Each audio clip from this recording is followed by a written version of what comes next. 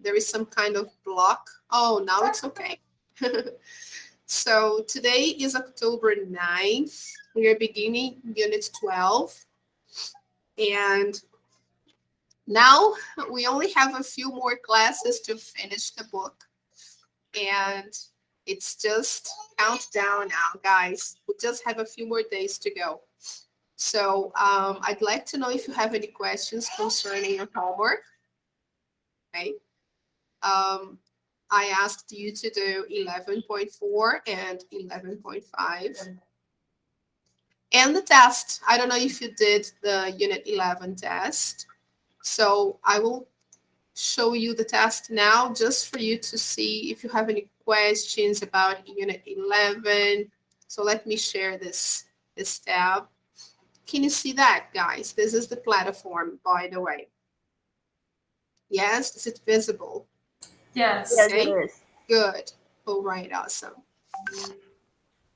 So I will just quickly do this activity here just to see if you have any questions concerning Unit 11. Okay, guys. So we can move on to Unit 12. All right.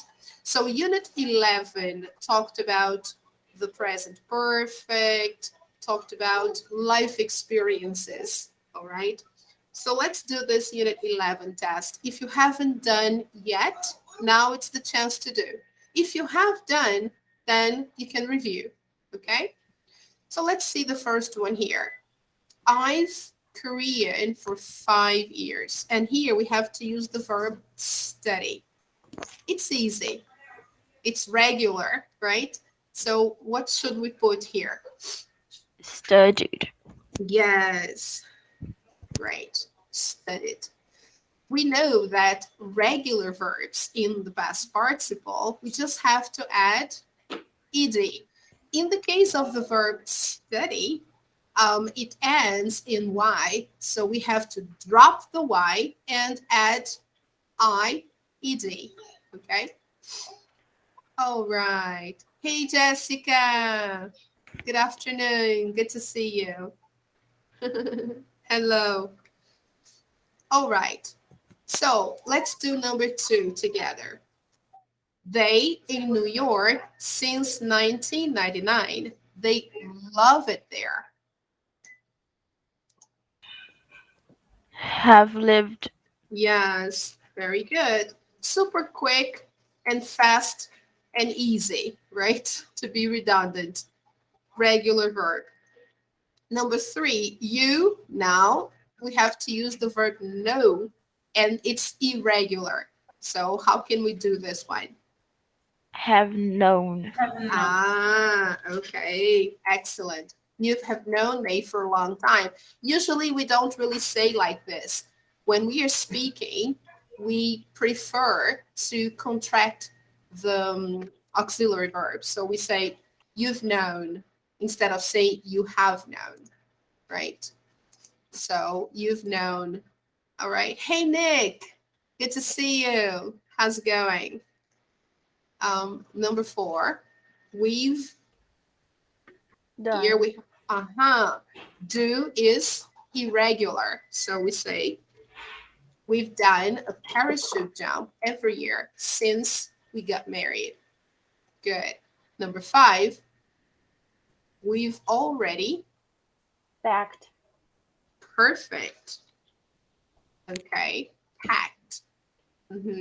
Making sure we pronounce this verb with a final T. Okay. Excellent. Just like Thais did. Number 6, here we have to use the verb to be in the past participle. So I've already Been.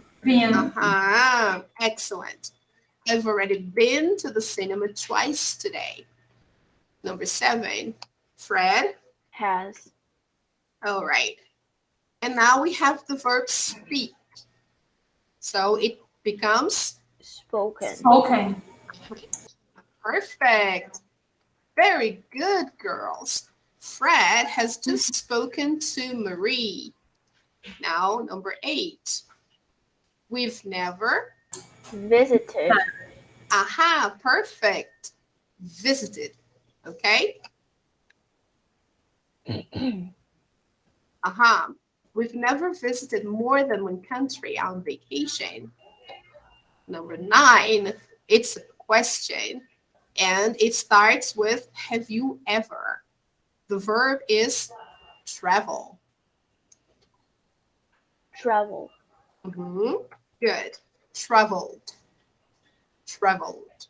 Okay, with a D sound. Have you ever traveled in Canada? Good. And number 10, they've never.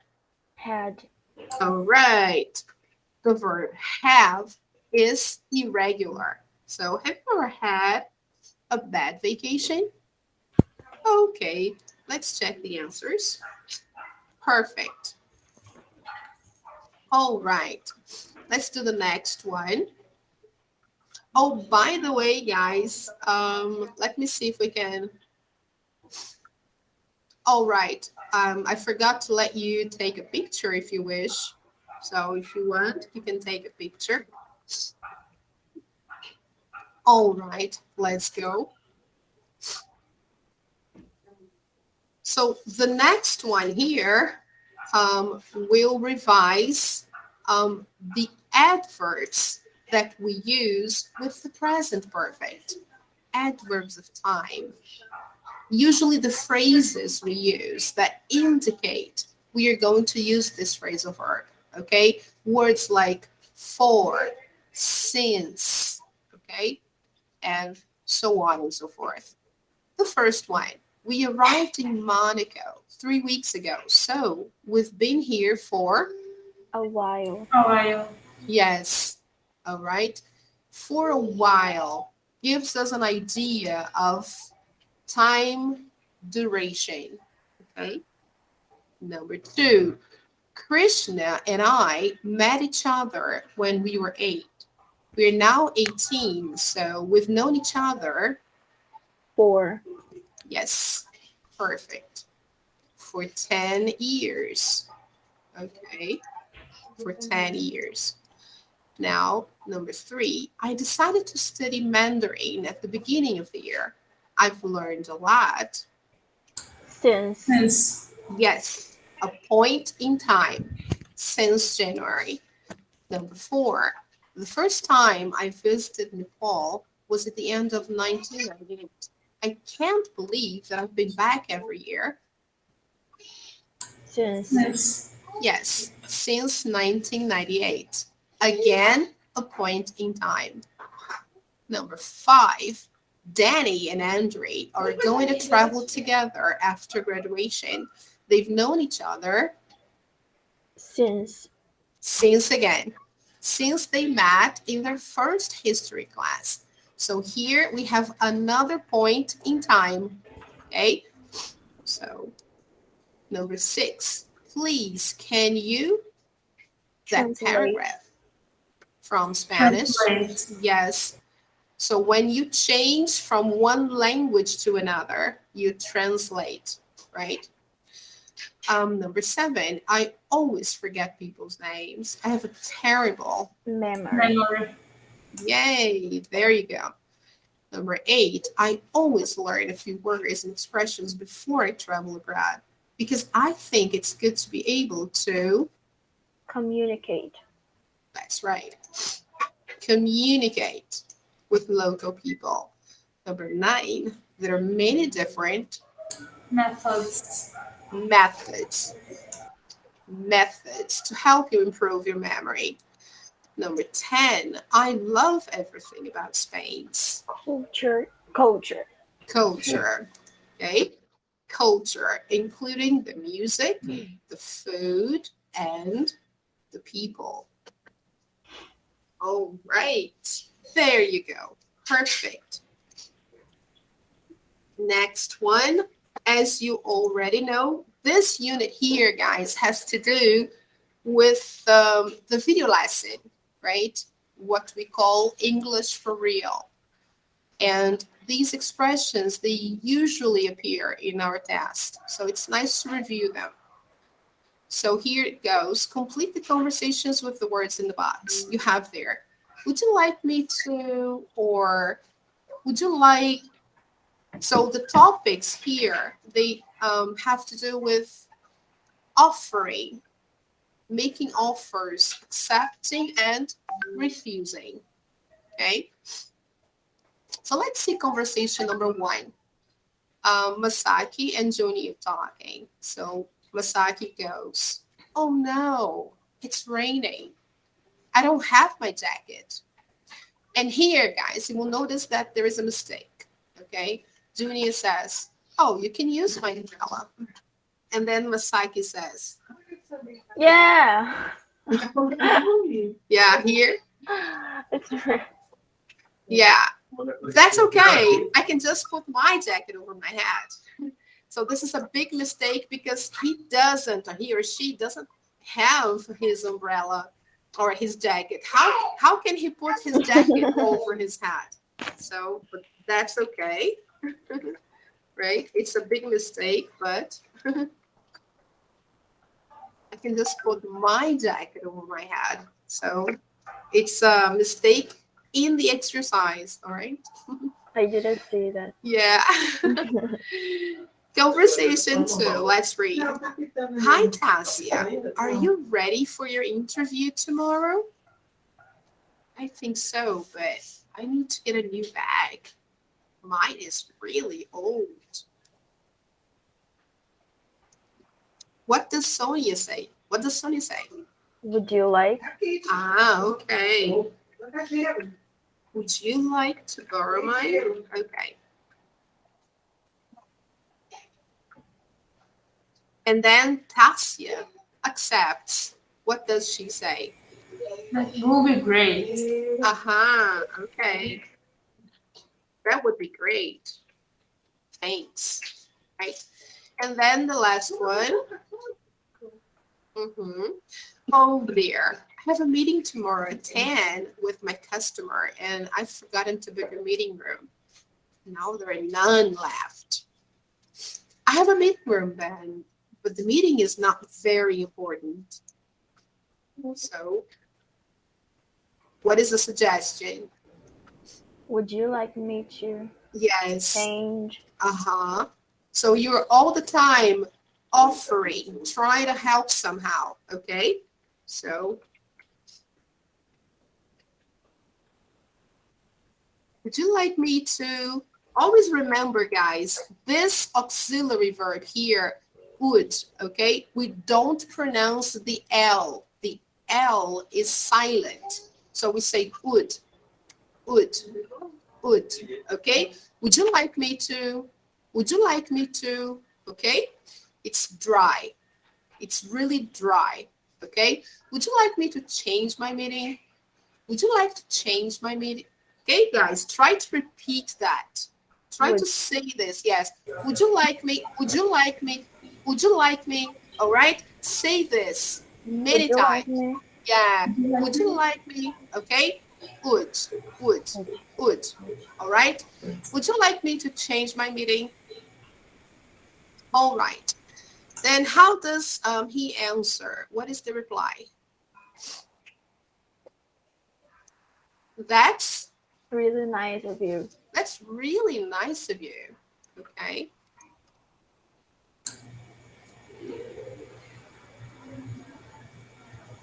Really nice of you. Thanks. Then let's see the next one. "Hi, João Paulo. Good afternoon. Good to see you."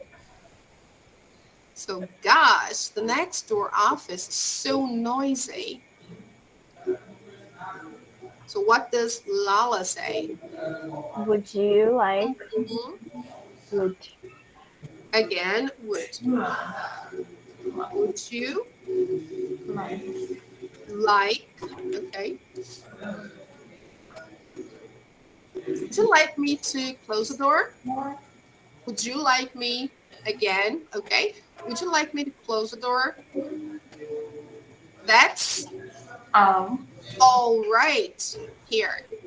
That's all right. Mhm. Thanks. I can. Just. You can just ask them to be quiet. Okay? All right. I guess everything is okay. Yeah, some of them were not crossed out. I don't know why. That would be great. Thanks. Yes. Let me see if I wrote it correctly. Would you like me to? Yes. That's really nice of. Now it's okay. It was missing the pronoun. That's really nice of you. I think now it's okay. The capital Yeah, lettering, okay. That's okay. I can just. that's okay. I can just. Here, let me see what's missing there. That's okay. I can just. What is wrong here? I think you need to put the capital letter Oh, all right. K. Yeah. Thank you, Thais. Yeah. Thank you. All right. Anything else? Okay, wood. Wood. Let me see where. Oh yeah, here. Okay, now I think everything is right. Yes, perfect. All right, perfect. Okay, the next one is Unit 12. All right, people. So let's go to that unit. So this was only the task to review Unit 11. All right, people. So as we know, Unit 11 talked about present perfect experiences.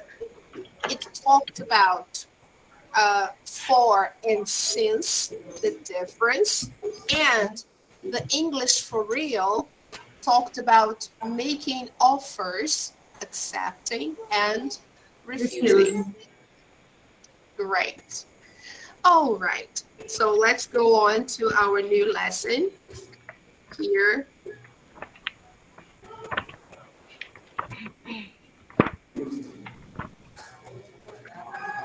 Book has closed as usual. Let me try to open again. Okay, no problem. If we spend some time without using the book, it simply shuts down. So we have to open again, but that's okay. No problem. So for the ones who arrived later, I was just doing the task from Unit 11 on the platform. Okay, guys, just so you know. And I hope you had a chance to do the review here, okay, guys, on page 57 from Unit 11 that we finished, and the exercises on the platform as well, okay? If you have any questions, please send me a message, all right? So let me just go over to our lesson for today. So we are doing today, we are doing page 135. All the content, if you haven't seen, is posted here on our page on Google Classroom, okay? So as you can see, we posted some images, some sites, and also some extra material to help you, okay? So if you have your books, please open your books to page 135. Let's go there.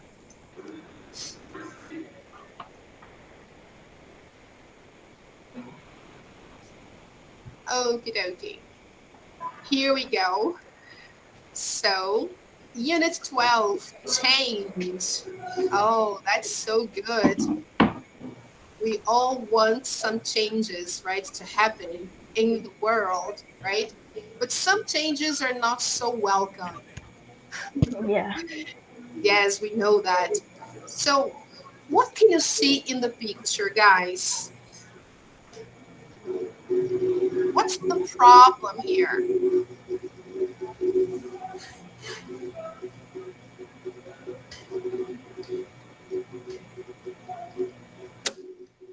What's wrong with this community? Can you tell us?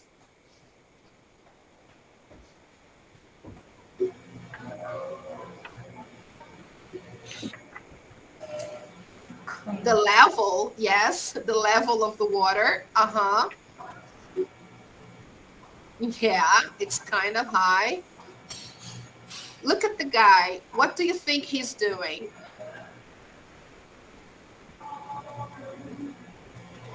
He's trying to get in his house.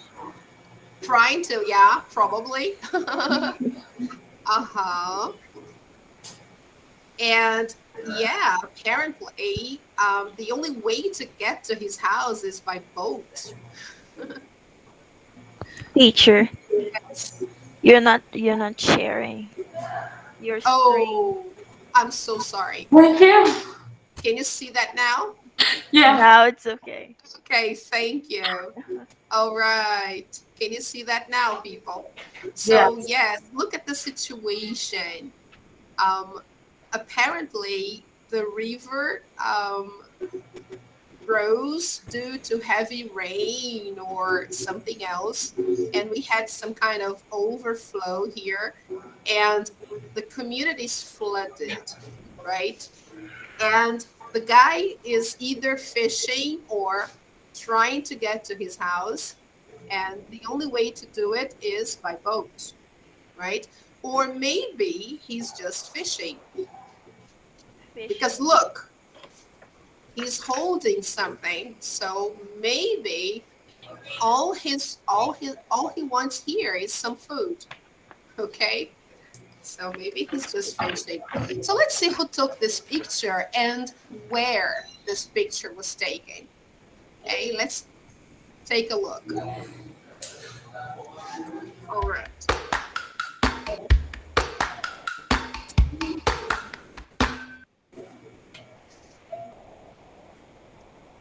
So the photographer who took this picture was Quinn Ryan Mattingly. Okay. This man is fishing on a boat in the Irrawaddy River in Myanmar. I took this picture just outside of a small city.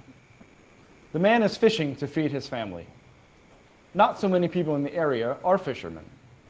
Behind the man, there is a floating restaurant in the river.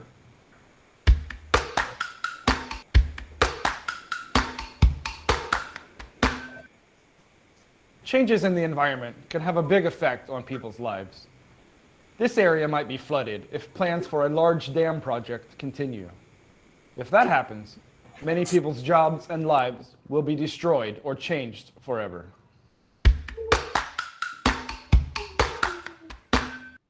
In my lifetime, the climate and the population have changed the most. Changes in climate are not really good for us. They affect our lives by changing the weather we are used to and causing problems with how we grow our food.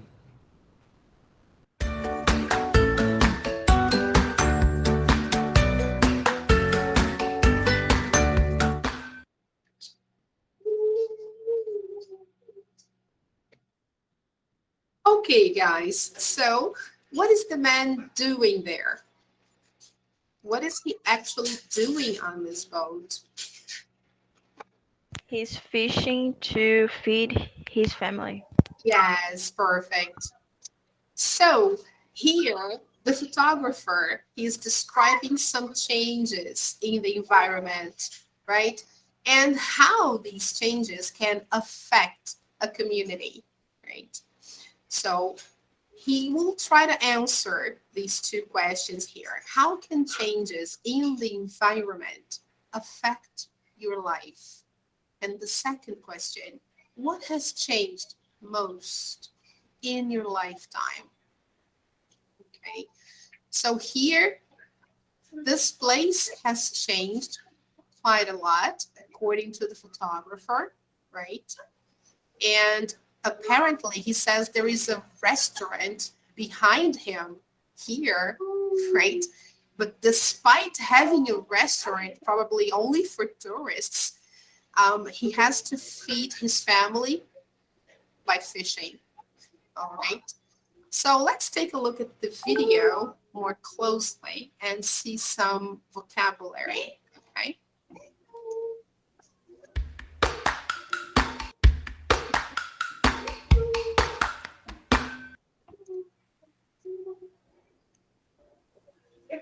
This man is fishing on a boat in the Irrawaddy River in Myanmar.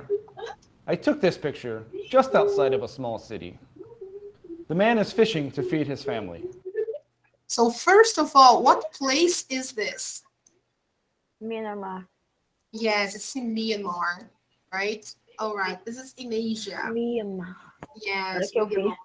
yeah. All right, it's a remote place in Asia, and it's a very exotic place. Too, it's a very exotic place. It's full of temples. So, of course, this area here is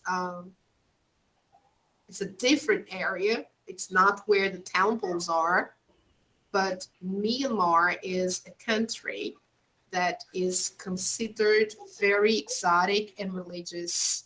Okay, but this area is, I guess, a poor area full of full of rivers, and by what we can see, it's flooded.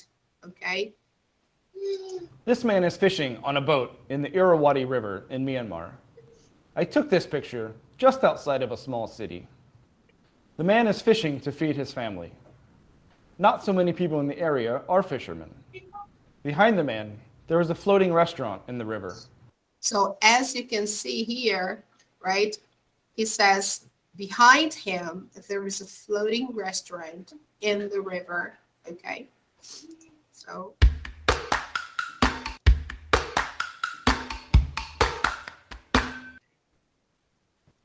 the first question here, he will try to answer: how can changes in the environment affect people's lives? Changes in the environment can have a big effect on people's lives. This area might be flooded if plans for a large dam project continue. So here he says that this area might be flooded if plans for a large dam project continue. What is a dam? Do you know, people? No, I don't. Okay, so does anybody know? No. So let me show you a picture of a dam. Let me try to show you here.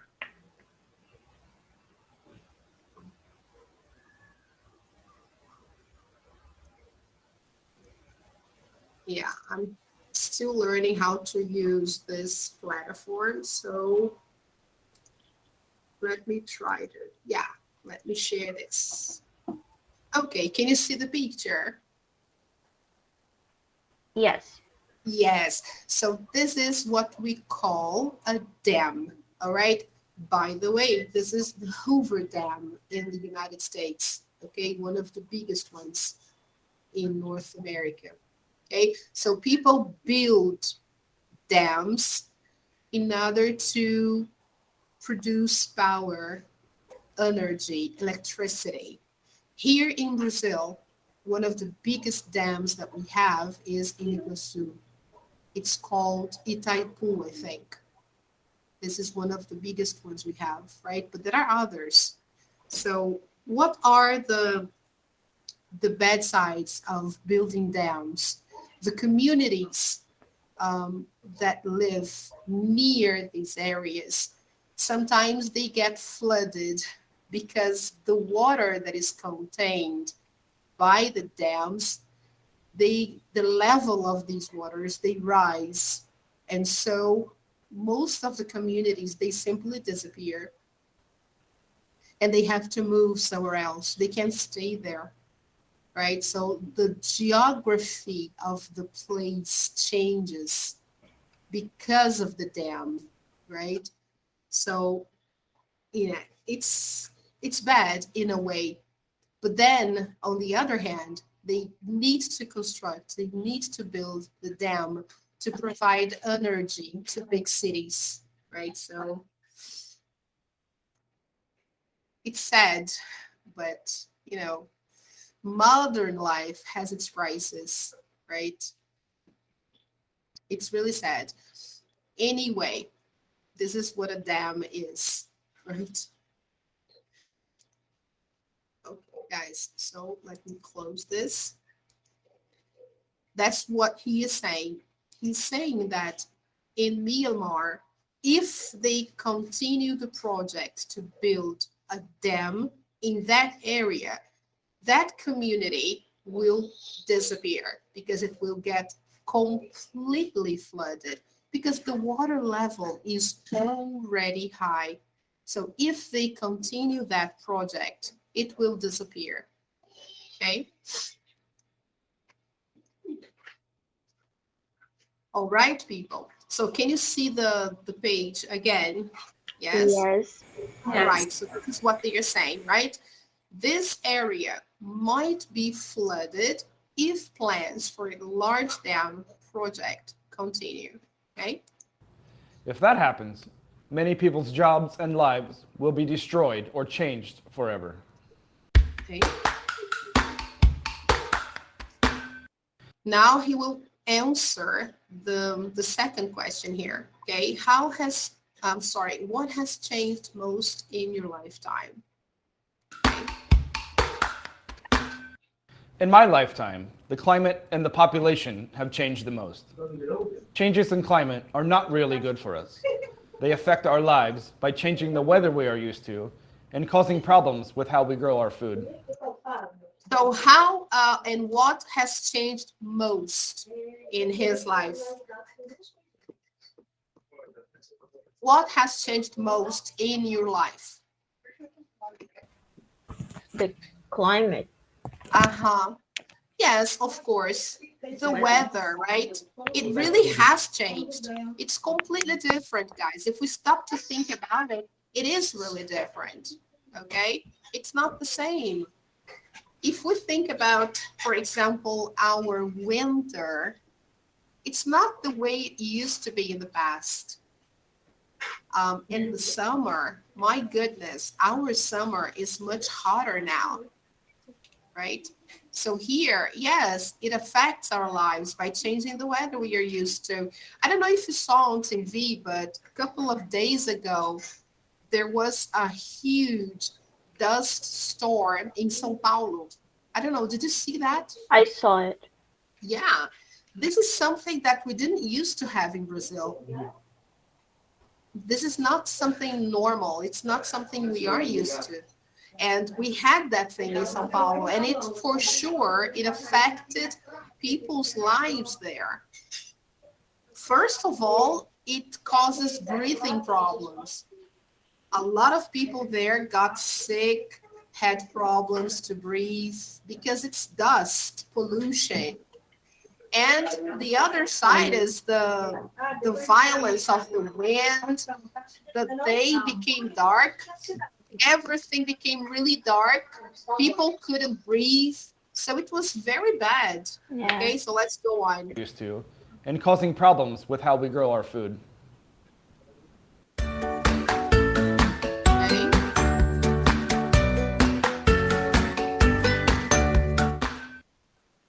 So it has been changing, right? And we can see that just by the things that have been going on here in Brazil, right? Many things have been happening and they are shocking, right? So let's take a look now, guys, at the first part here, the first exercise from Unit 12. Think of some changes that have happened in the past minute, week, year, and decade. Here, of course, guys, it's difficult for us to remember all the changes that we've been going through. In each change, good, better, neutral, share your ideas. So let's just go, superficially. So here we have changes in the last minute. For example, in your life, have you had any changes in the last minute? I don't think so. I haven't. Yeah. So in the last minute, it's kind of weird. And I don't know, for sure we had, but it's difficult to notice in the last minute.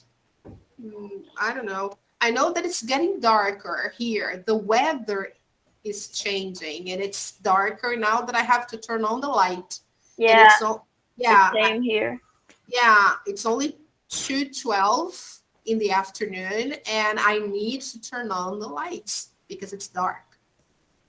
So, yes, probably the weather.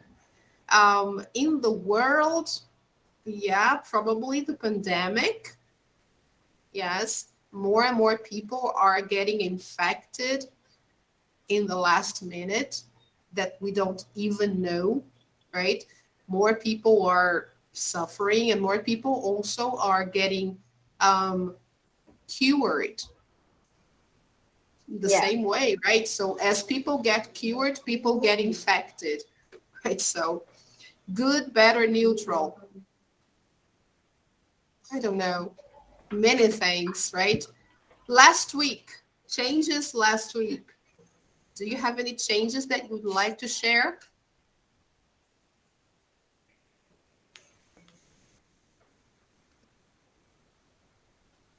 You can say something about the world, not necessarily about your life if you don't remember.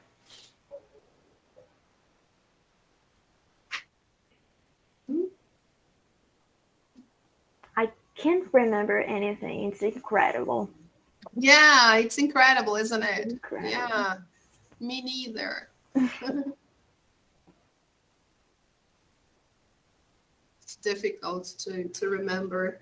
The book on WhatsApp. Yeah, very good. Excellent. That was something that changed. We spent 6.5 hours 6 hours. yeah, Yeah. without social network, WhatsApp, Facebook, and Instagram, and that was last year. I mean, last week. Week. Yeah, last week.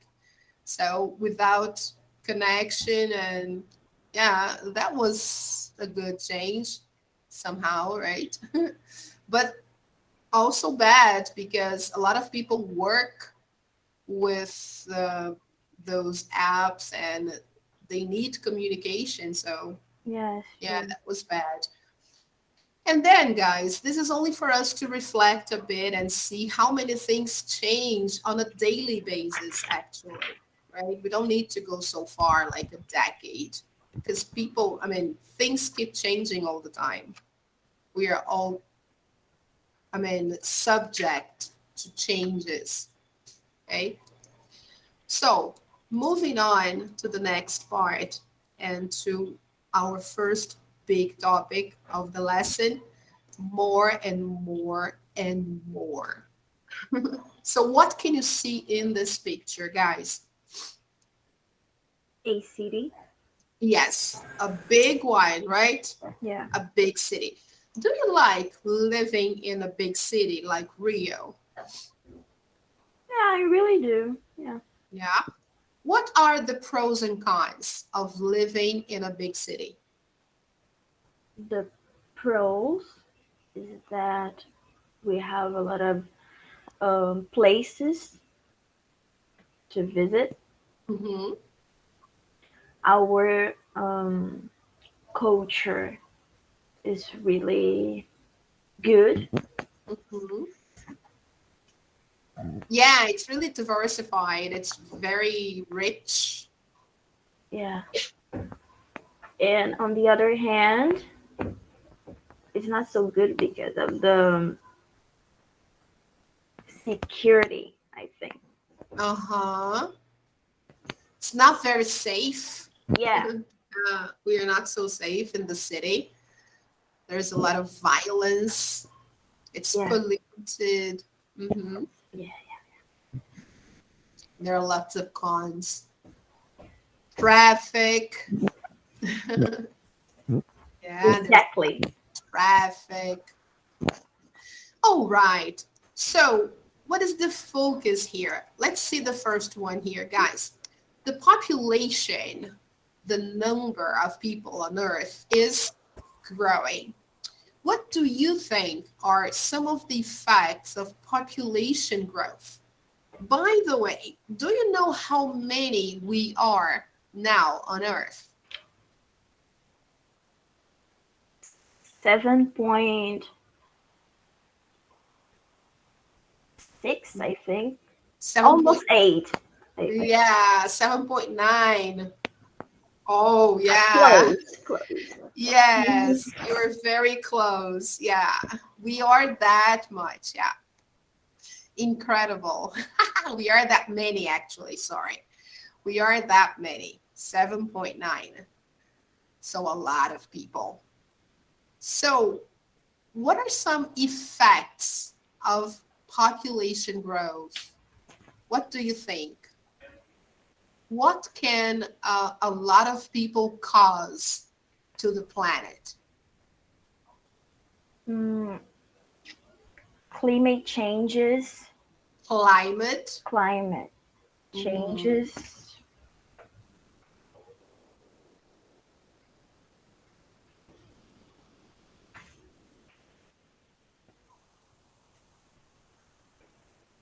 What about the food?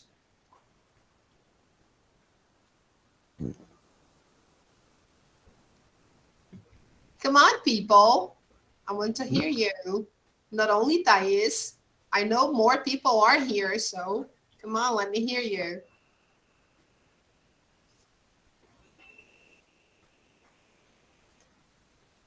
Yes, there is climate change. So to help you think about it, let me share this short video that will talk about the effects of overpopulation. Let me share the screen here with you. Can you see the video link? Yes? Yeah. All right. So Never before in history have there been so many people on Earth as right now. Our numbers have skyrocketed. From 1 billion in 1800 to 2.3 billion in 1940, 3.7 billion in 1970, and 7.4 billion in 2016. The world population increased fourfold in the last century, so what can we expect for the next century? And what does population growth mean for our future? Will there be mass migration, overcrowded slums in megacities covering continents, diseases and pollution, chaos and violence over energy, water and food, and a human species focused only on sustaining itself? Will population growth destroy our way of life, or is this prophecy just ungrounded panic?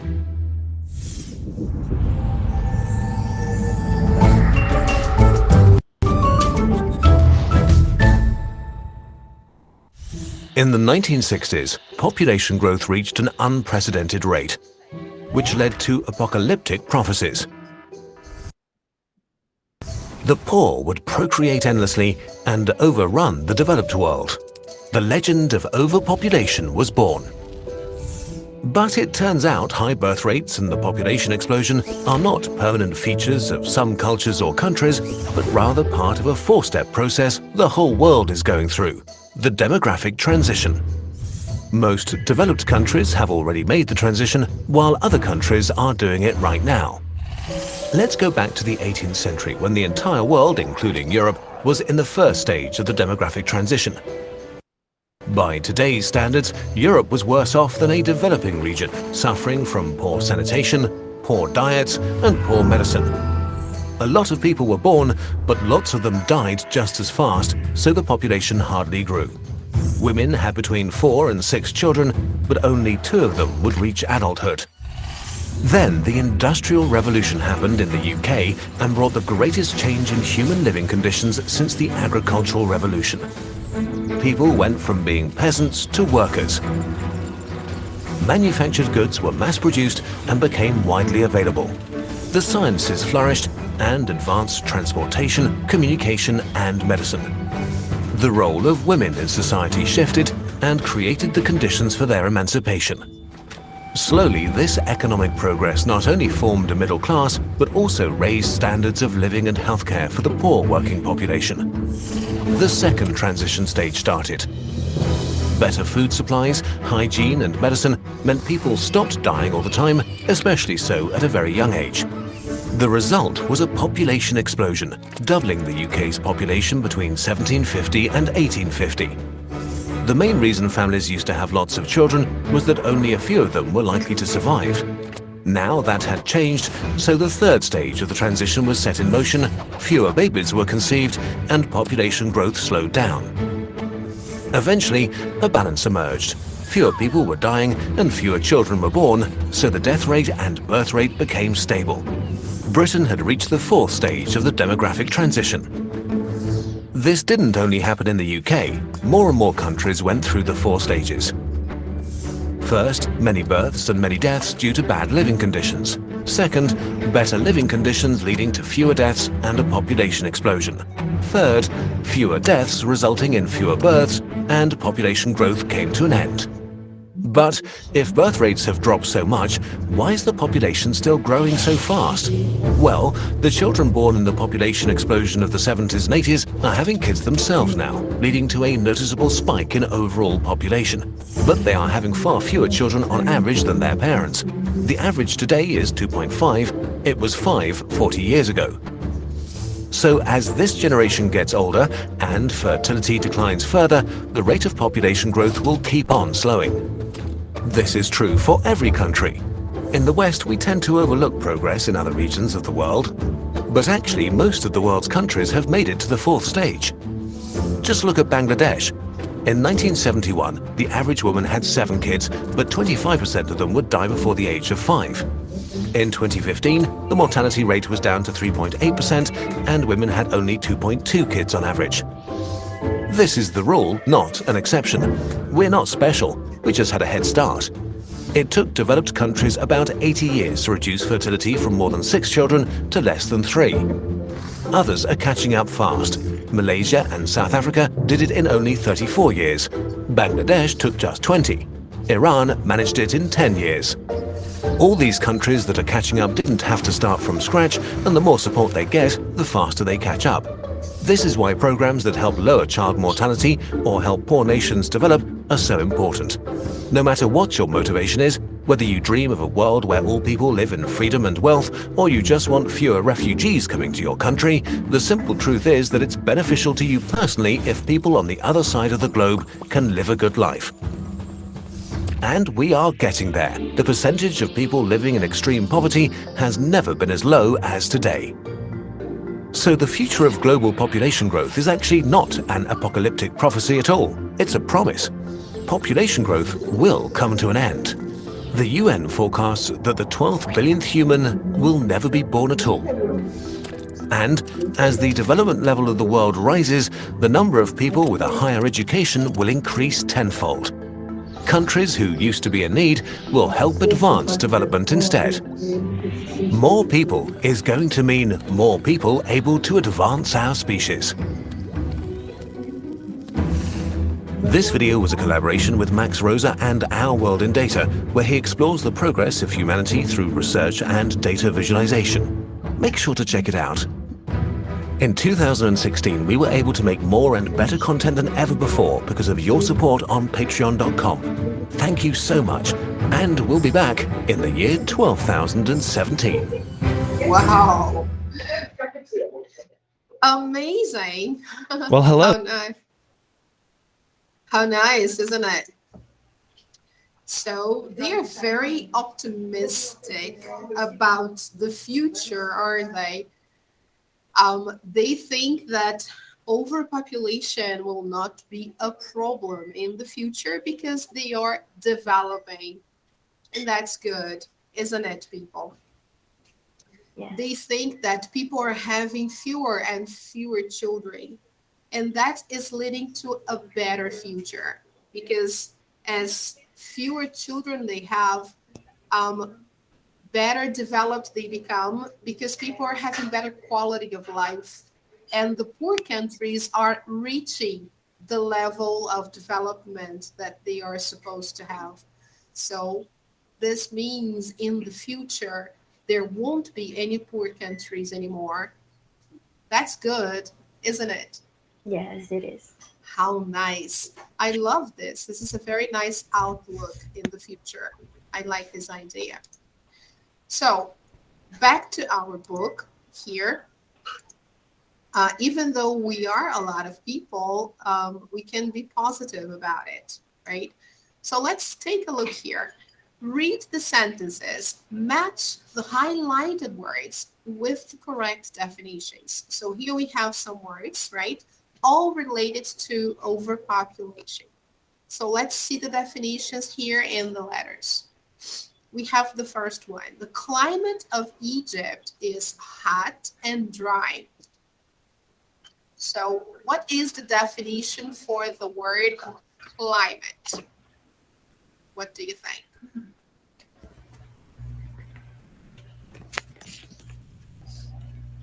What is the best definition here? Letter B. Letter B, the air, water, land, animals, and plants around us. Oh, no. No. Think again.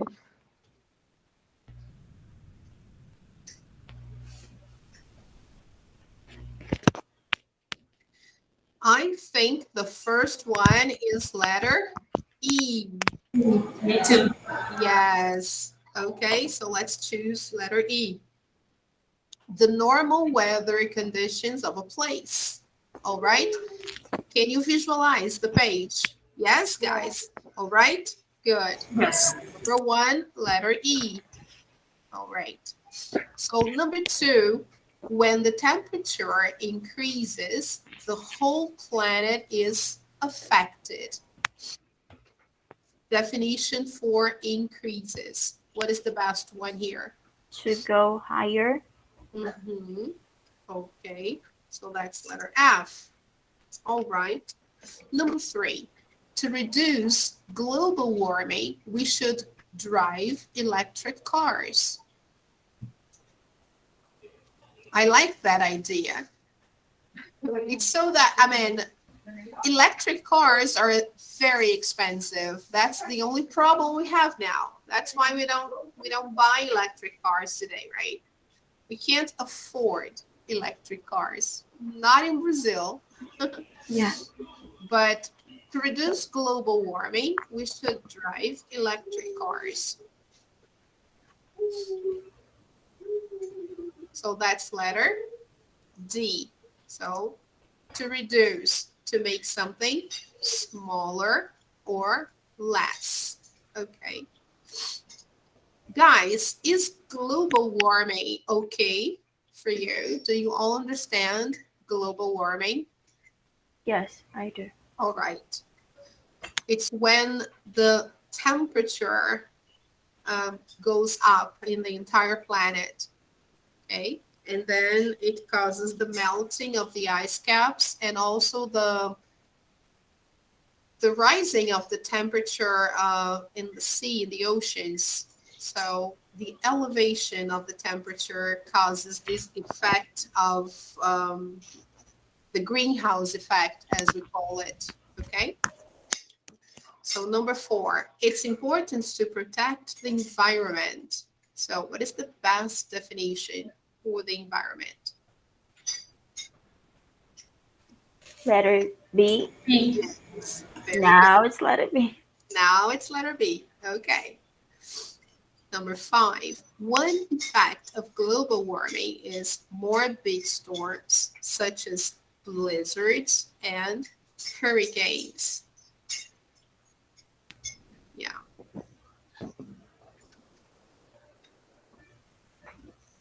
So Letter this- C. Yes, letter C, storms. Very bad weather with strong winds and rain. So exactly, this is what we are getting now, right? And a lot of other countries are getting that too, right? Global warming causes the sea level to rise. Letter A. Mhm. Okay. All right. So here, guys, we have two things actually.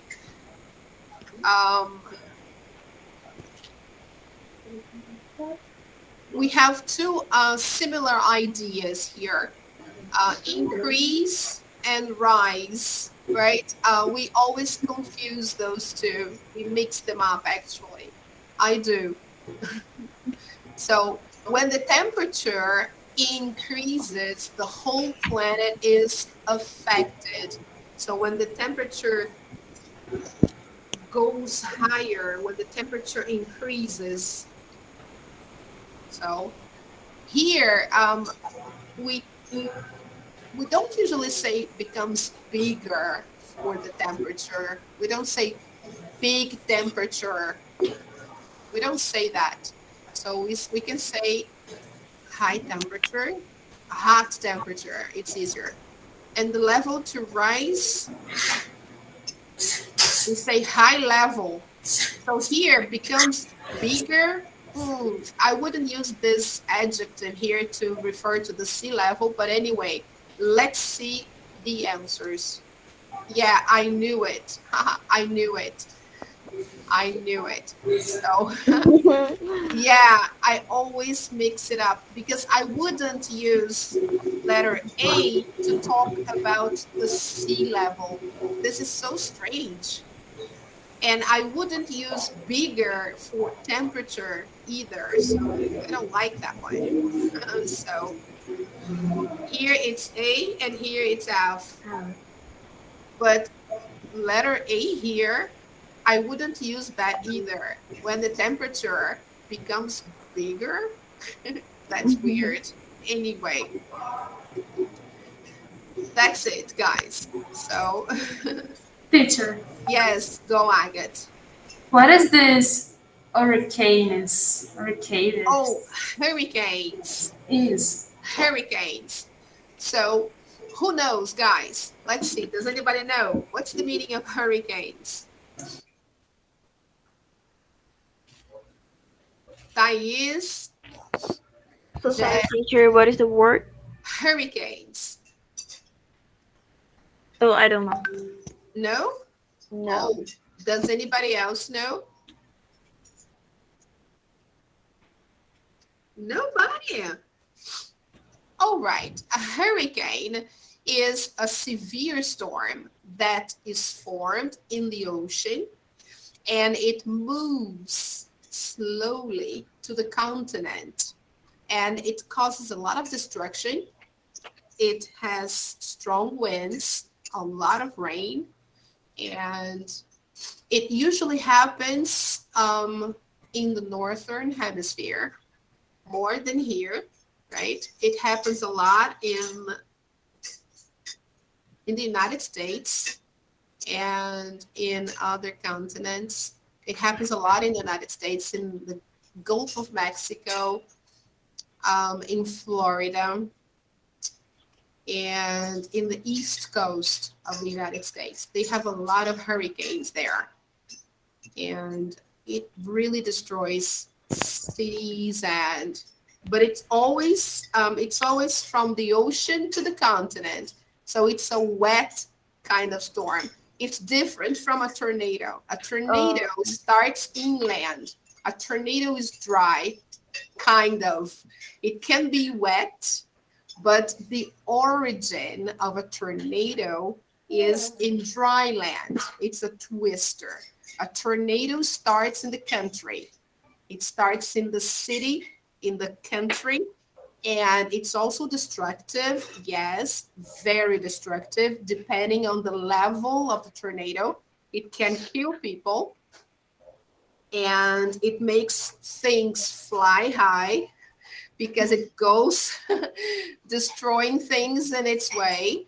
But a tornado starts inland. A hurricane starts in the ocean. Okay, that's the difference. So do you know now the meaning of a hurricane? Yes, I do. Yes. All right, Agate, you're welcome. Okay, so let's close this. All right, so here, number 3, guys, we have there. Complete the sentences with the correct vocabulary words. Change the form if necessary. So here we have. We will do the first one together, and then you will complete the others. We are supposed to do this one using the words from exercise number 3. Okay? the words in bold. All right. So I will just focus and try to zoom in so you can see better, right? I think it's better for you to do the exercise. Let's see the first one.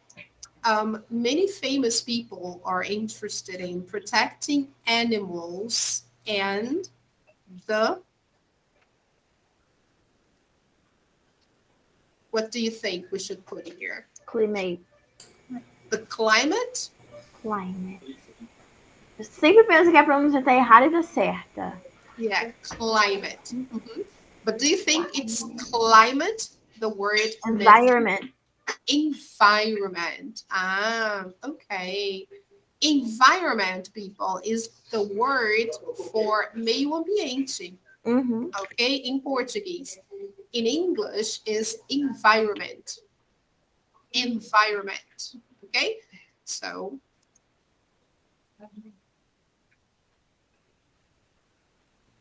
let's put it there. Environment, okay? All right. Now try to complete the other ones from number 2 to number 6, okay, using the words in bold. I'll give you 1 minute to do that. Let me try to. Oh, I have to connect my charger. So let me. All right. Okay. You can start. Okay, let's do it.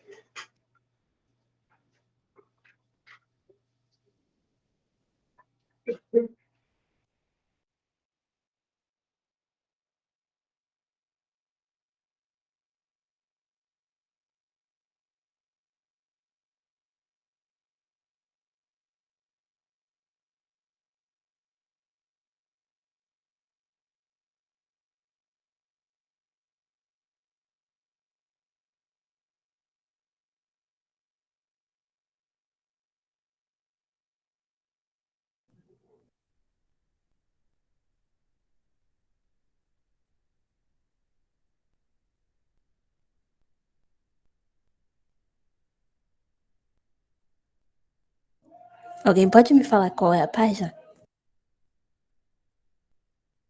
Minha internet caiu, mas agora eu vou. Hi, Ana Beatriz. Okay, just a second. I'll show you the page, okay? Just a moment. Okay. It's page 136. Okay. Thank you. You're welcome.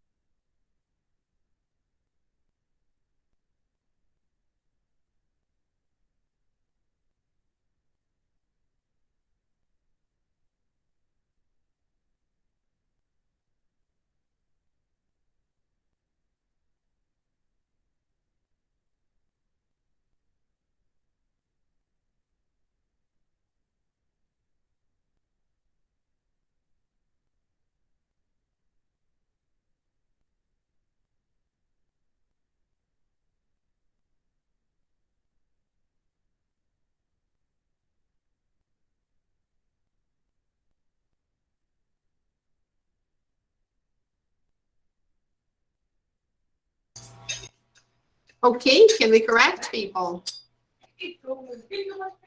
Let's go. Let's check the answers. Yes. All right. So let's go, guys. Number 2, what did you put there? Rise. Yes, rising. Rising. All right. Number 3.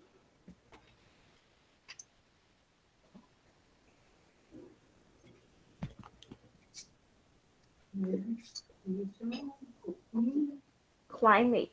Climate. Very good. Climate change. That's the topic of the lesson. Okay? Climate change. Number 4. Storm. Storms. Perfect. Number 5. Increases. Increases. And number 6. Reduce. Reduce. Okay? So all this topic about climate change, guys, all boils down to the way we deal with our planet, the way we dispose of our trash every day, how we treat our planet, right? If we recycle, if we are conscientious, right? So to show you that, let me share this short video about causes and effects, okay? Let me try to stop this. The moment we open the tab, it starts playing. But I'll show you causes and effect of climate change and our human fingerprint on our planet, the things we've been doing. Okay, overpopulation can turn out to be something good in the future, but what have we been doing to make our planet a better place to live? Let's see that. Let me share this. Okay, can you see the video? Yes, can you see the screen of the video? Yes, it is. All right, let me try to toggle full screen. Okay, so causes and effects of climate change. So let's see that. It's a very short video, only 3 minutes. Okay, guys, before we go for the break. Human activities, from pollution to overpopulation, are driving up the Earth's temperature and fundamentally changing the world around us. The main cause is a phenomenon known as the greenhouse effect. Gases in the atmosphere, such as water vapor, carbon dioxide, methane, nitrous oxide, and chlorofluorocarbons, let the sun's light in, but keep some of the heat from escaping, like the glass walls of a greenhouse. The more greenhouse gases in the atmosphere, the more heat gets trapped, strengthening the greenhouse effect and increasing the Earth's temperature. Human activities, like the burning of fossil fuels, have increased the amount of CO2 in the atmosphere by more than 1/3 since the Industrial Revolution.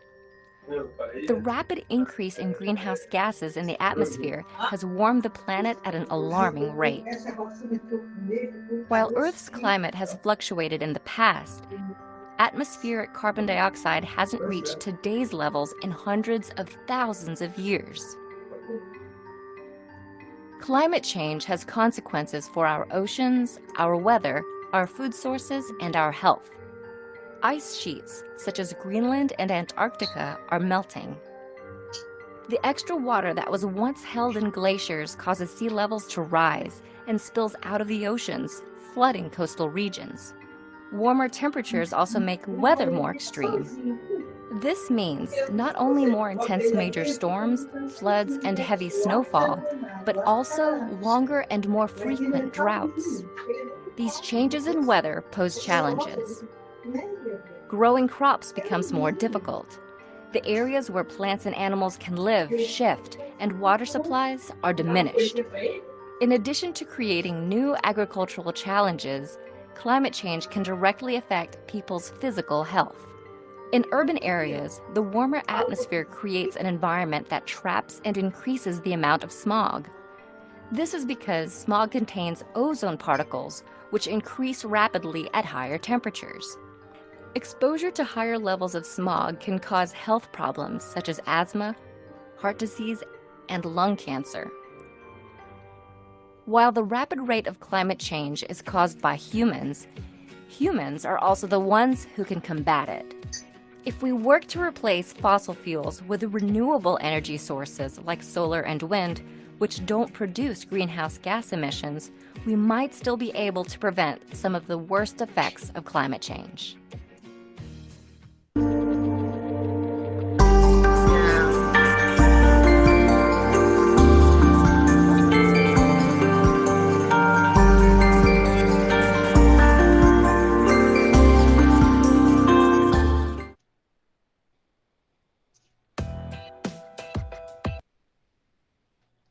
Yes, guys, that's really serious, right? It's really bad. So we all need to worry about it, right? We have to worry about the effects of climate change because, especially because of our health. Okay, guys, especially because of our health. Did you see that thing about smog? Yeah, that's very bad. When smog is really strong and the temperature is high, did you see how many particles of ozone is involved in the atmosphere? And then the breathing of these particles can cause a lot of diseases, including lung cancer.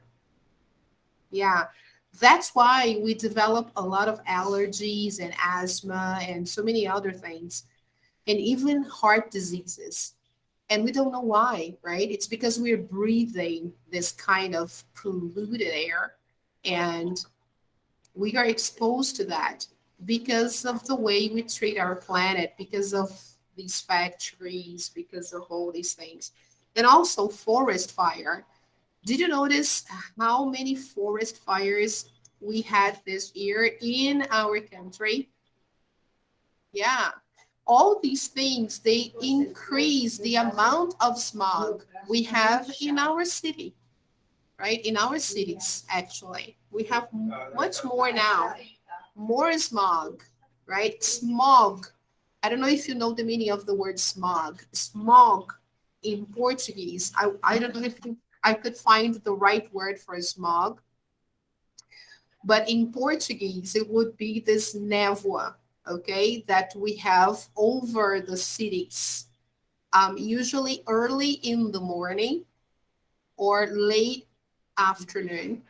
So this smog that covers the city usually works as a kind of cover, kind of lid, and it doesn't let the vapors or the heat leave the city. So it's a way to prevent the heat from reaching the atmosphere. So it stays concentrated in the city, and we breathe the particles from the smog, and the breathing is poor quality, right? So that's why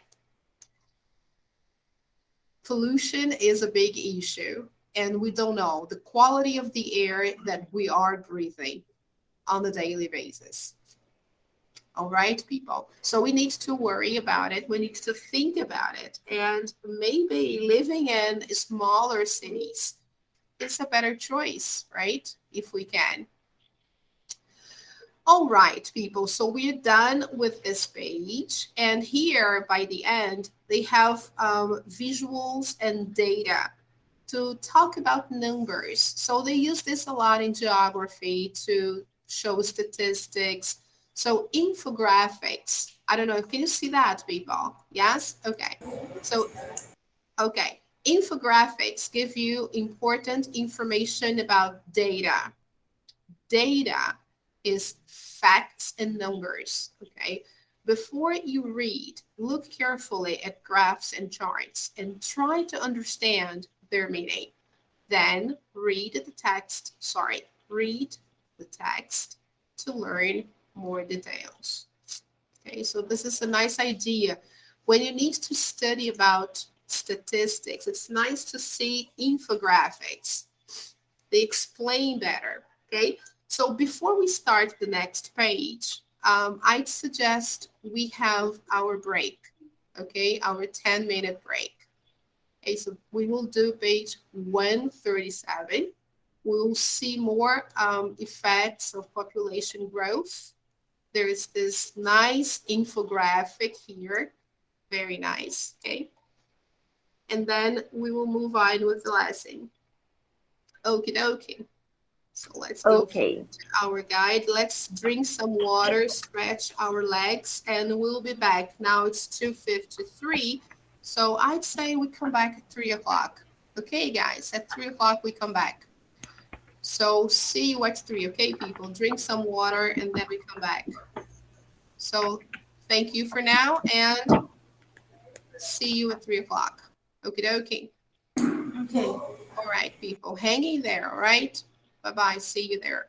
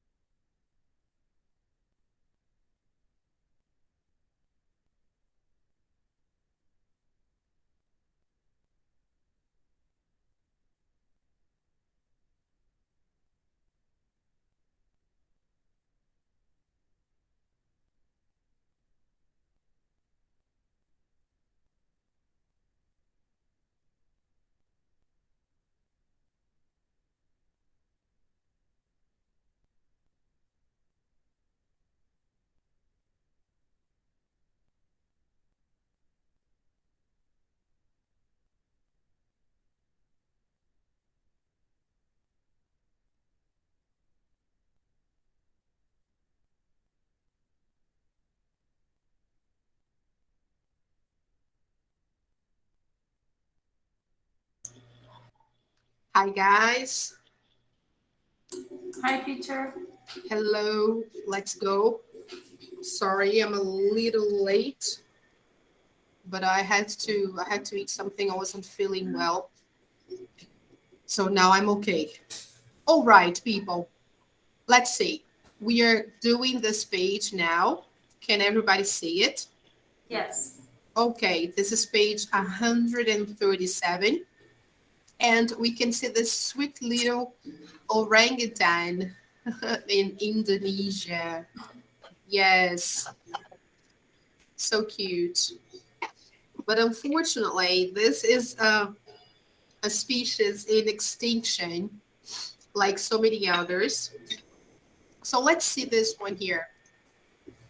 Look at the infographics and photo. What do they tell you about the effects of population growth? So let's take a look here. Here they say, the world's population is growing quickly. Population growth has many negative effects, such as, so here we have number one, extinction of species. Okay, humans are causing the extinction of other animal species at rates 1,000 to 10,000 times faster than normal. There are several reasons for this. First, humans use many of the world's resources, land, water, etc. Second, overpopulation increases climate change, and climate change causes loss of animal habitats, such as rainforests. When animals don't have a place to live, they die. Number two, loss of fresh water. There is not enough fresh water for all the people in the world. That's very sad. When the population grows, the shortage of water becomes worse. Number three, increase in crime. If there are fewer resources, people sometimes fight for them. This causes crime to increase.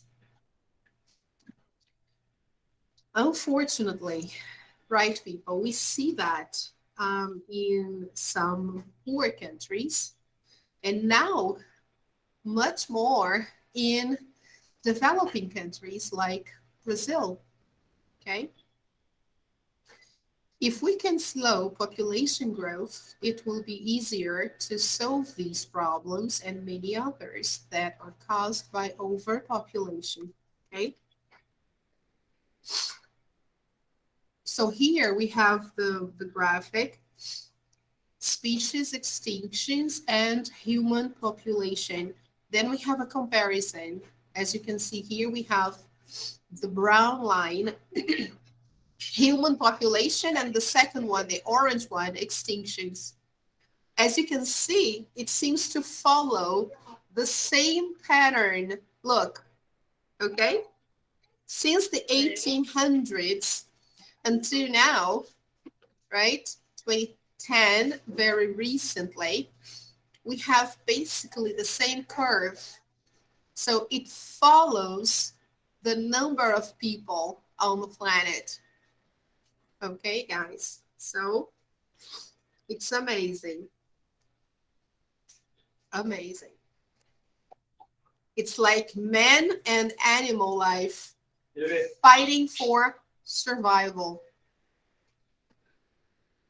This is a sad picture. Okay. And look at the picture for fresh water. This is freshwater stress. Hey guys, water withdrawal as percentage of total available. Okay, so blue color means less than 10%. Here, water withdrawal, okay, as percentage of total available. This is shocking. This is so shocking because here in South America, we have so many rivers, right? It's amazing. Look at 1995. And now look at 2025. It's crazy.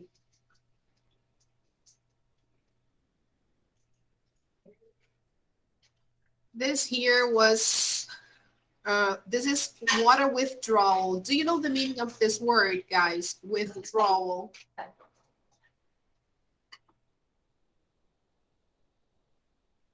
Withdrawal is when you get from the source, okay? To withdraw is the same as to get from, okay? Example, when you don't have money, you go to the ATM, okay? ATM is the automatic teller machine or the 24-hour bank that we have here and many other places as well. We go to the machine and we get money, okay? So you withdraw money. So to withdraw is when you get money from the source, all right? So water withdrawal is when you get water from the original source, river, okay, or something similar. So here, the percentage they are showing is related to water withdrawal as percentage of total available. Okay, so here, blue means that there is a lot of water. It means that there is a lot of water available, and the withdrawal is 10% or less. So we don't get so much water, okay? So you understand the graphic. So these countries that are in blue, they withdraw less water than these other countries here. These countries here, they say over 40%. Why? Because these countries, they are dry. They are too dry. That's why there is a big desert here. This is where the Sahara Desert is basically, right? Because this is dry land. Okay, guys? So that's why they have to withdraw more water because there isn't enough water available. Okay, guys, do you understand? That's why the color here is different, orange and yellow, because there isn't enough water. Here in blue means because there is more water, so the withdrawal is less than 10% of the whole amount, okay? Now, in 2025, look at North America, okay? The United States used to consume 20 to 10%. Now, look at 2025, 40%. So it's getting depleted, okay? Look at North Africa. It's getting dry. Look, South America is not suffering so much, but the rest of the world is. Look, okay? Russia, no, and Australia, not yet. But the other countries are, okay? China, the United States, Alaska, they are suffering. Okay, guys, so this is dangerous. So read the article and answer the questions. Was your analysis of the infographics in exercise number 4 correct? What are 3 effects of population growth? So let's see, guys. I will just show you the answers right away so we can move on. The first one, the answer is yes or no only, okay? So number 2, extinction of species, loss of fresh water, and increase in crime, okay? For the second one. So there we have the effects: extinction of species, loss of fresh water, and increase in crime. This is unfortunately what happens. People become more violent because they have to fight to survive, okay?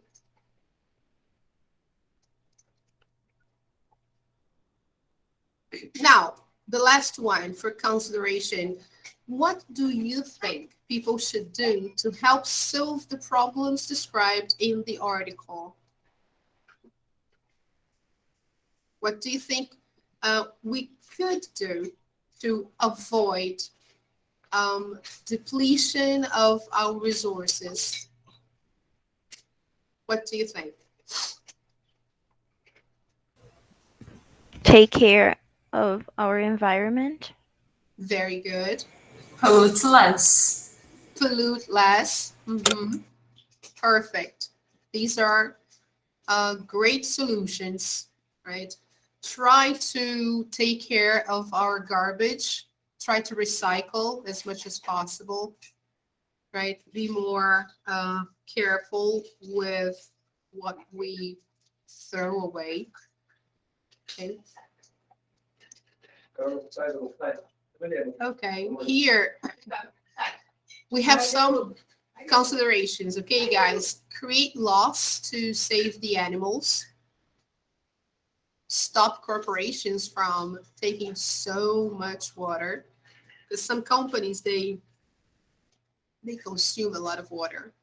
And make sure everyone can get an education. Okay, so these are nice solutions too.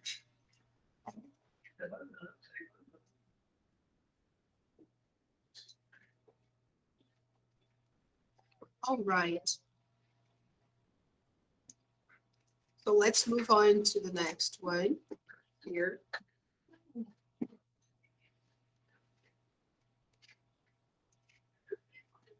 Let me just try to reload this page again.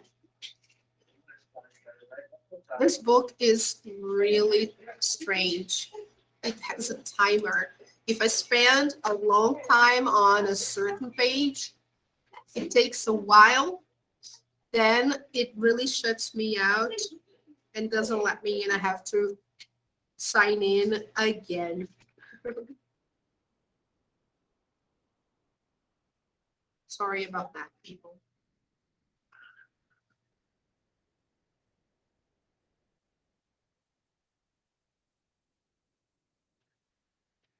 Sorry.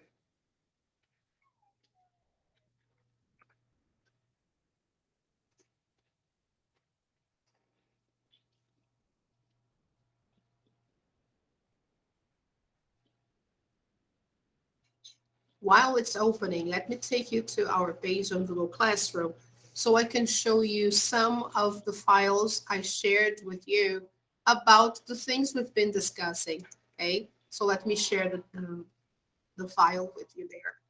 The first one I shared is about climate change. This is very nice. Can you see that? Yes.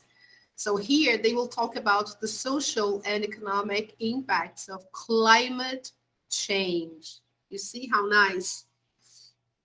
Look at the difference between this side and this side of the globe. Look at this. Okay, the cost of adapting coastal areas to rising sea levels, because the moment the sea level rises, coastal areas, they have to readapt. They have to build the areas again so they can become urban again. They have to reconstruct the decks and the sidewalks, everything over. So there is a cost, right? relocation of whole towns, because some towns will disappear. Loss of the capacity to work due to heat. Some places, they will just deem impossible to work because the temperature will be very high. More wars to gain access to limited resources in some places. Fresh water will be in short supply in some areas. This is already true. Diseases will spread due to higher temperatures. This is already happening, especially in Africa. Extreme meteorological phenomena will cause widespread poverty. Prices of basic foodstuffs and consumer goods will rise. This is happening in Brazil and also in Europe. I don't know if you saw on TV, but the price of gas in Europe is reaching sky high. There's a big line of people trying to fill up their tanks, especially in the UK. I don't know if you saw that on TV. Did you see that? Yes, a lot of countries are having a hard time with gas prices. Did you see that? I didn't. Yeah. Places like England, I think the Netherlands as well, they're having problems with petroleum, with gas. Here in Brazil, it's already happening. Prices are reaching stratosphere. Everything is going high because, this is basic food stuff, basic things. And finally, shrinking productivity of harvests, right, because of weather conditions. Okay, guys, so this is only to name just a few, okay? These pictures are touching. Yeah, this is because of the melting of the ice caps. So you have the polar bears wandering on those isolated ice caps on the poles. Here you have the human fingerprints. This is also very shocking. This is all the bad things we do to our environment. So look, we have here cooling upper atmosphere. The moment we heat up the lower atmosphere and we block the exit of this heat, we don't let it mix with the other part. So the higher part of the atmosphere remains cool, just like air conditioning. So this upper atmosphere stays super cool, and the lower part of the atmosphere is super warm. And then this is what causes the greenhouse effect. And then we simply move inside this kind of soup here.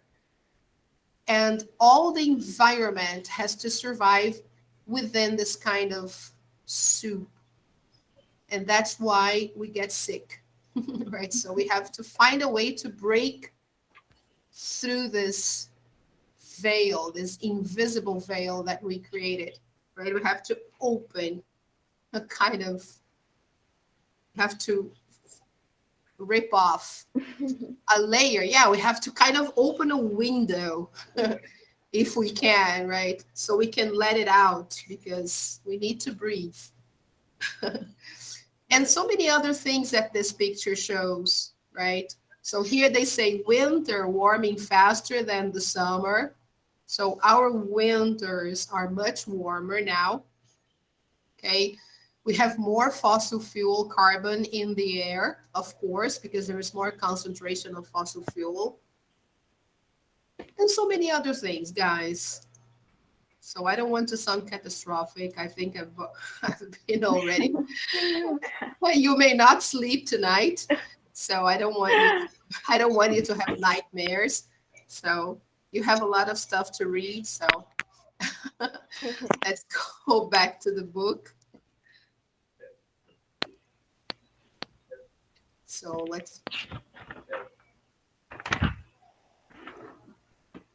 I'm just sticking to the lesson. So let's go here. We have to go up to 138. So let's go there. Try to reach 130. I think we've done 137. Let's try to reach 138. Yes, we just have to do one more page and then we're done. Okay. So let's see, guys. This last page has a very important point. Okay, so let's see the first box. Okay. Teacher, you're not sharing. Yes, now I am. Yeah. Good. Okay, thank you, Thais. So the box says, we use the zero conditional to talk about events and the results that always follow. We usually put the if clause before the result clause with a comma after the if clause. So let's translate this into an example, okay? If there are fewer resources, people fight for them. Okay, so here we have the first clause starting with a particle that we call if, then we have a comma, and then we have what we call a result clause, okay? So the first one, we call it if clause, and the second one, a result clause, okay? So we form the if clause with if plus subject plus simple present, always like that, okay? And we form the result clause with the simple present again. Ah, that's easy. Simple present and simple present. Oh, piece of cake. Why do I use this structure? We use this structure to talk about things that are usually true. When I give instructions on how to use something, this is not in the box, okay, people? I'm just saying. And when I talk about things that usually happen in the same way, okay, that's the result that we usually have when we do something. In this case, I use that structure that people call by the nickname zero conditional. If we do this, that happens. Okay? Oh, if I go out in the rain without an umbrella, I get sick. Or you get sick. Okay? So we can sometimes use the word when instead of if, with the same meaning. So I can replace sometimes, instead of saying if I go out in the rain without umbrella, let's change sick for wet, okay? If I get out in the rain without umbrella, I get wet. When I go out in the rain without umbrella, I get wet. When and if sometimes can be interchangeable, okay? So here we have an example. When the population grows, the shortage of water becomes worse. So what do I have to pay attention here, guys? As we are conjugating the simple present, I have to observe the third person singular. Yes, the third person singular, guys. We have to change the verb. We need to add the suffix. Yes, the suffix s or es in some verbs. Okay, we have to use that because he, she, or it has a different form in the simple present. We all know that, right? So the population grows, water becomes, okay? So let's see some examples. Okay, Match the causes with the effects. Then write zero conditional sentences beginning with if or when. Okay? So here, let's see the causes and the effects first. All right? Number 1, we have here, there are big storms. So this is a cause, big storms. What is the effect? Buildings get damaged and people get hurt when those things happen. Okay, so here number 1 can be When? yes, letter C. Okay, number 2, temperatures increase. Temperatures increase. What happens? Sea levels rise. D. Number 3, rainforests disappear. Letter A. 4, animals lose their habitat. They become extinct, of course. Letter B. So let's check the answers. Let's see. But then if I show the answers, this will disappear and we'll see the other ones. Now let's create the sentences, cause and effect using if or when, okay? So let's see that. How can we make a sentence using the first one? When? When, okay. When there are big storms, comma, sea levels rise. Okay. All right, people, do you all agree? Yes, good. Yes. When there are big storms, sea levels rise. Next one. We can keep the same word, okay? When temperatures increase, okay, comma.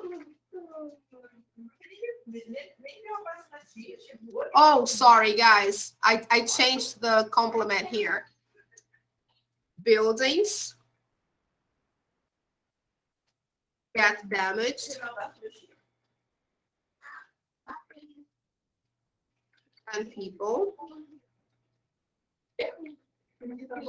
get hurt. Sorry, people, I made a mistake, okay? Now this one is letter D, sea levels. Sea levels rise, okay? Now number 4. If. Okay, if rainforests disappear, Many animals lose their habitat.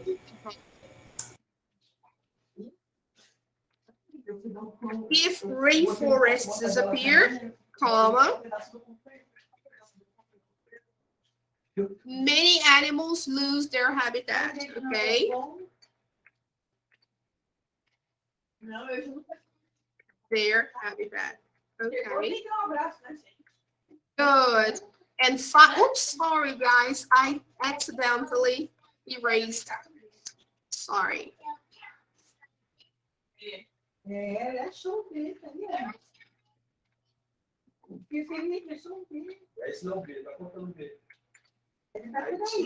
My goodness, guys. Rainforests disappear. Many animals lose their habitats. Okay. Now it's all right. I can't click enter because if I click enter, they simply erase the sentence that I wrote. All right. Okay. Number 4. If animals lose their habitat, they become extinct. Okay.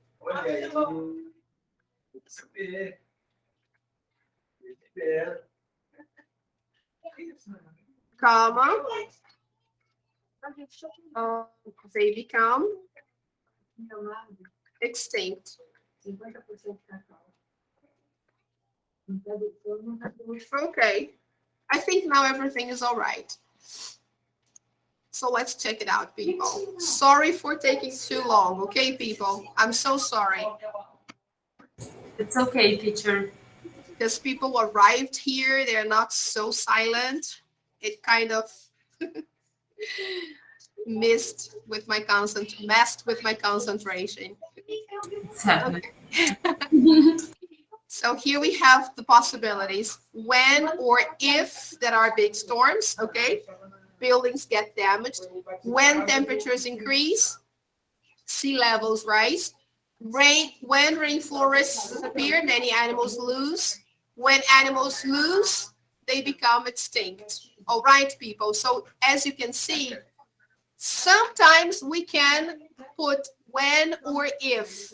The most important thing is that we need to separate the clauses using a comma. Okay, people? When we start with the cause. Okay, when we start with when or if, we have to separate with a comma, not the other way around. When we start with the result, we don't need to separate, okay? But when we start with the cause, then we separate, all right? Okay, good. Then finally, guys, in the expansion part, just for us to finish, here they want us to use the facts to complete the sentences with the zero conditional. So here, let's do the first one. Actually, the first one is done for us, okay? Plants need water and sunlight to grow. So when they don't have water and sunlight, comma, they don't grow. So simple present, simple present. It doesn't matter if it's affirmative or negative. It doesn't matter, but it has to be both in the simple present. Now, number 2, people who work to protect the environment are called environmentalists. So if you work to protect the environment, comma, you are called, okay?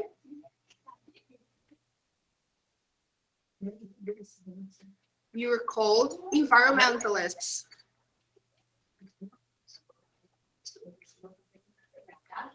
All right. Next one. People need clean water to stay healthy. So when people don't have clean water, okay, very good. When people don't have clean water,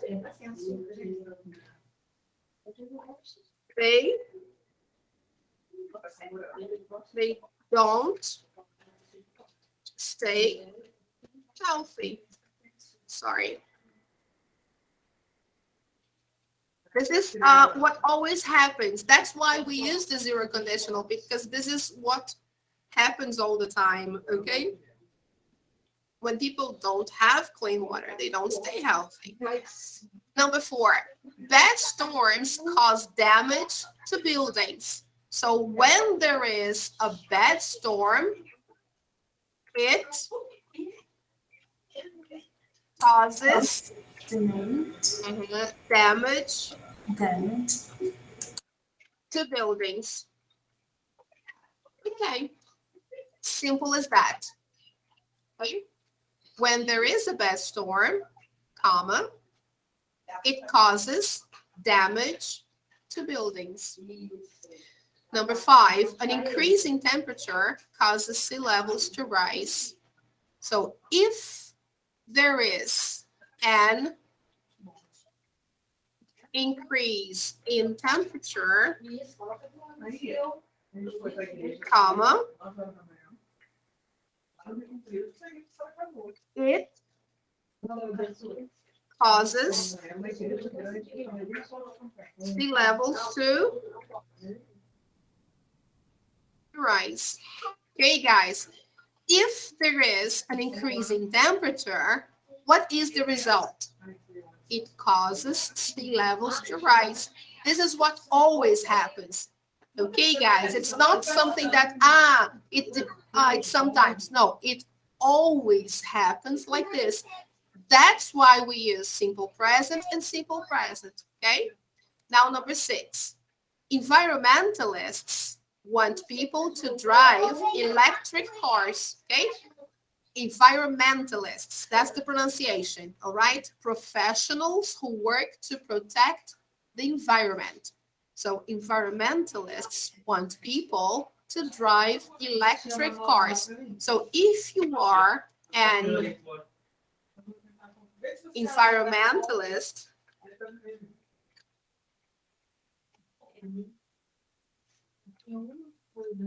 comma, you want people to drive what? You want people to drive electric cars. Okay? If you are an environmentalist, obviously, you want people to drive electric cars. All right? So let's check the answers.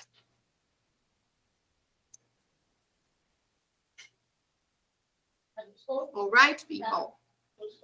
Here you have all the possible answers. Okay? Okay? There you go. All right? Okay?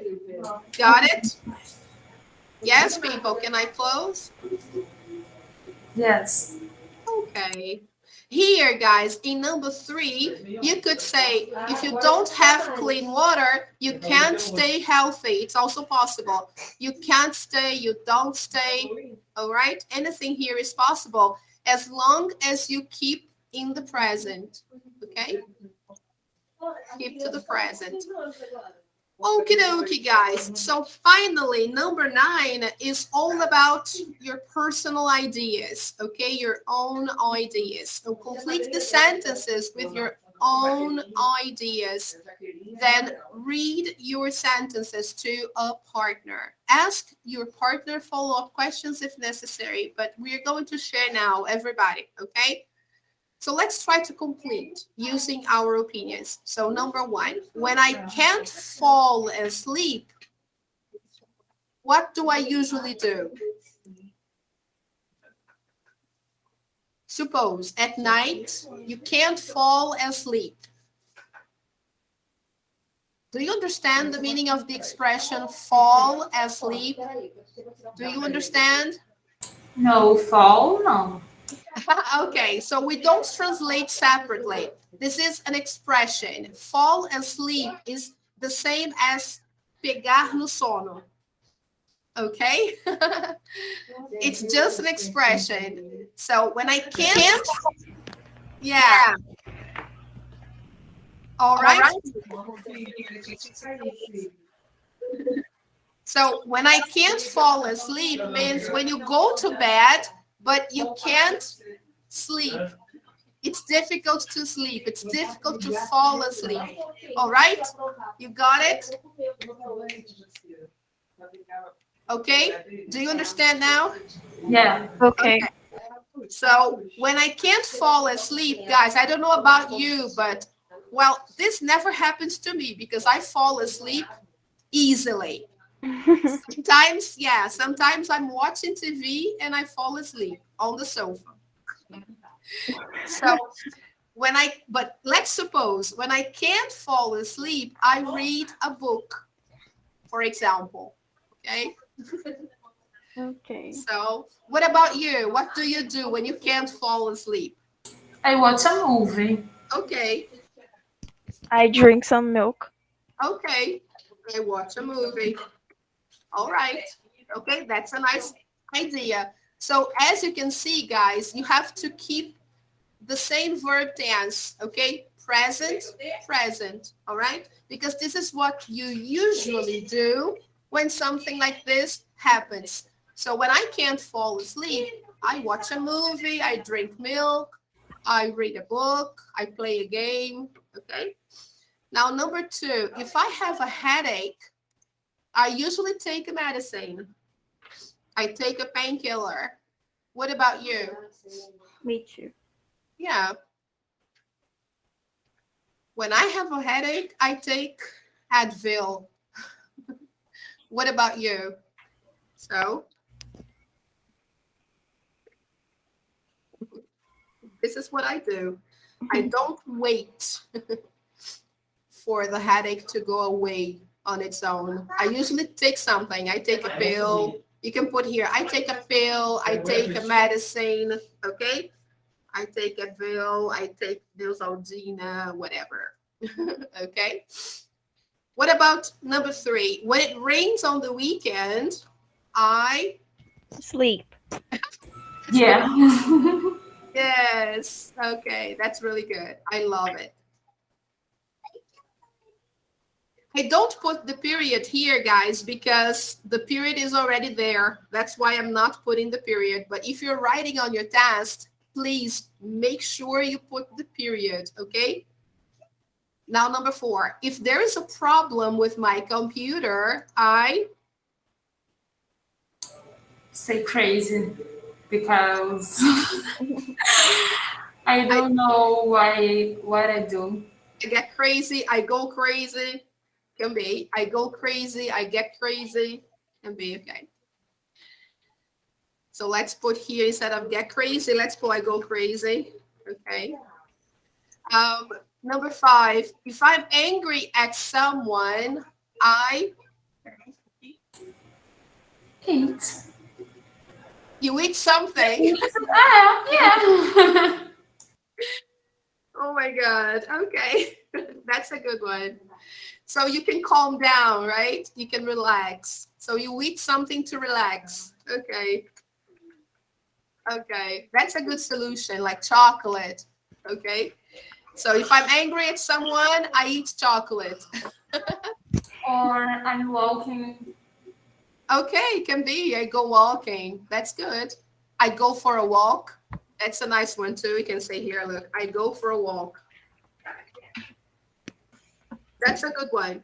When you are angry at someone or because of something, you can go for a walk. So you can say, oh, when I'm angry, I go for a walk. That's a good thing to do. Okay, guys. Okay. All right, people. That's it. Zero conditional. All right. So you can create as many sentences as you want. Okay. But it's really simple. Simple present again. All right. Have fun. Practice. So I think this is it. Yay. We got it. Very nice. Really good. Oh, yeah. This is the picture of the guy who can't fall asleep. 2 in the morning. Look, poor guy. All right. So, guys, we are done for today. Let me share our Google Classroom page again. Okay. Can you see that? Yes, I do. Good. So we reached our goal for today. Here, make sure you check the files we posted. They are really nice. They talk about climate change, which was our opening for today. We talked about climate change, overpopulation. We talked about causes and effects of overpopulation.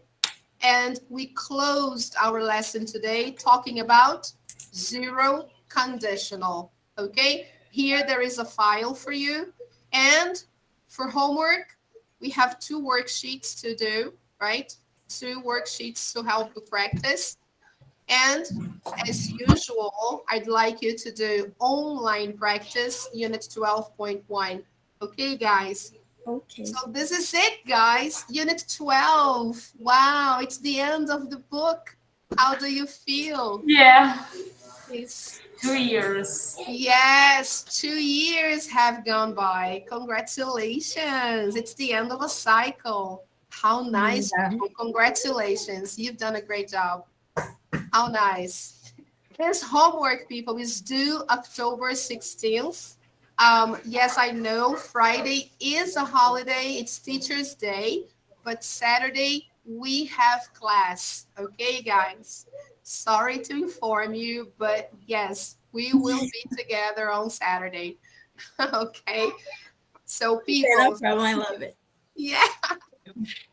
All right, guys. So thank you very much for coming. It was awesome having you today. I know some people couldn't make it, but you can watch the lesson via video, and make sure if you're watching this lesson now, don't forget to do the exercises on the book. Take a picture and send me via WhatsApp so I can clear your absence, okay? Don't forget to do it. And now, people, just for our last picture of the day, I think I can have everybody on the screen. Yes, I can. So let me take a final picture. Hey, Agate. Oh, thank you. Oh, so nice to see you guys. All right. Yay, picture taken. Thank you, Nick. Thank you, Thais, Agatha, Ana Thank you. Bye bye, Beatriz, teacher. André, thank you, Leonardo, Jéssica, João Paulo, everybody else who is watching a video now or the video. Thank you so much, guys. You're awesome. I love you to the moon and back.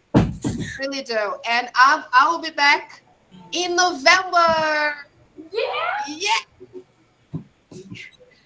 We will be together in November, guys. So next month we will be presential. Whoa. Yeah, guys.